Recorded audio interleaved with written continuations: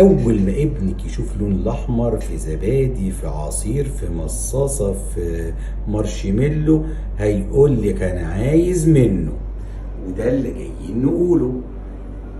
جدل كبير واسئله كتير وامهات كتير بتسال يا دكتور احنا سمعنا ان اللون الاحمر غلط.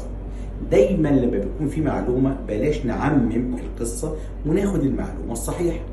المعلومه والمصادر هكتبها لكم في التعليقات من تحت.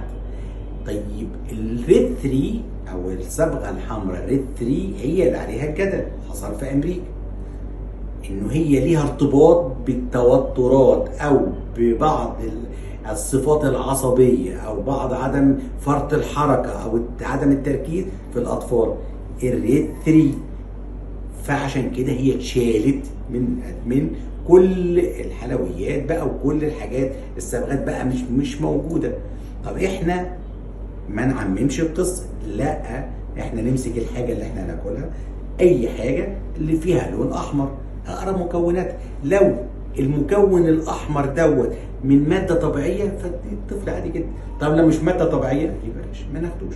شكرا، مفيش اكتر من كده، ونشوفكم في فيديو جديد ان شاء الله.